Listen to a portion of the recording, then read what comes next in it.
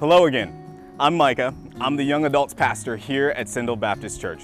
I'm excited to spend some more time with you again this month as we catch up with one of our great people we get to prayerfully and financially support as a church as they work to share Jesus in their mission context.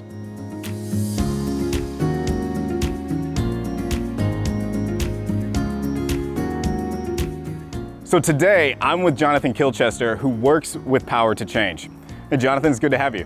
Good to be here. So Power to Change is new to me, being new to Australia. Can you tell me a little bit about the organization and what do you do for them? Certainly. Well, you might know it by the name that we have in America, Campus Crusade for Christ, or Cru Global. So we're part of the same ministry around the world, currently in about, I think, 190 odd countries globally. So we're just a small fry in Australia, but it's part of a much bigger show. We operate with university students, high school students, aid ministries, sending supplies overseas, and also assisting with church planting, besides many other things. So what do you do specifically with Power to Change? Yeah, good question. So I've got two main roles. So my first role is overseeing our training of our new missionaries. So we call it Frontline. So it's our new staff training in Australia. So I'm the national coordinator for that program. And my other key role, which I took on last year, is the Global Missions Director. So that's involved with sending our people from Australia out into restricted access nations and least reached people groups and whatnot around the world. So that definitely keeps me busy. So Jonathon, it sounds like you're in a really impactful role. When it comes to 2022, what's something you're really excited about this year? Yeah, I think probably the big thing for me is to be able to get out there and send people out. We've had lockdown for the last 2 years, not being able to go anywhere. I've got 3 people that are just keen to get out on the mission, but they've been wanting to go for over a year now.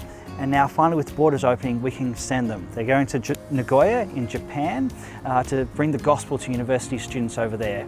And they are just super keen. As soon as the borders open, they're gone. And the other thing is related to that is sending our mission teams. The last couple of years, we couldn't send them overseas, you know? Yeah. Even if we wanted to, we weren't allowed to, but now we can this year, or at least I'm assuming we will be able to. So I'm looking forward to actually sending teams of people over on location to get the gospel out there to more people in more countries. So that's what I'm looking forward to. So Jonathon, that is so exciting that you get to look ahead at being able to send out all of these people this year.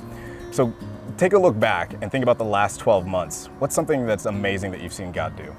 Yeah, I can think of one story. This actually begins back in 2017. We had a girl who got involved at University of Queensland up in Brisbane, and she came from Christian backgrounds, came to university, turned her back on God, but through some events came back to faith and got discipled. She actually became one of the student leaders up there, even went on one of our projects overseas to West Asia, a 4-week mission trip. So that was 2019.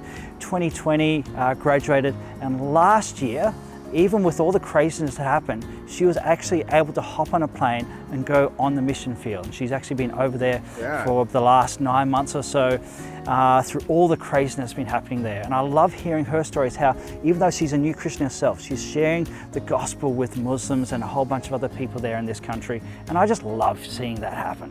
That's fantastic. It's so cool to hear about how discipleship has moved someone into sharing the gospel on their own. That's really great. So Jonathon, what are some ways that we can be praying for you in our Sunday morning service, at home, in our life groups? Yeah, 3 things come to mind. Firstly, that I walk closely with Jesus. You know, I can't lead others unless I'm walking well with Jesus. So that's the first thing. The second thing is that in my own personal witness, I want to be able to have boldness in sharing the gospel with people around me. You know, I want to lead by example. And thirdly, I'd love to send more people overseas. So pray that God will put on more people's heart to say, yep, sign me up. I want to be a part of that. So thanks, guys. That's fantastic. Jonathon, we will absolutely be praying for you in those things and looking forward to seeing how God uses you in this future. Thanks, appreciate it. We'll see you next month when we catch up with Leanne Palmer and hear about her work with Scripture Union. Until then, grace and peace.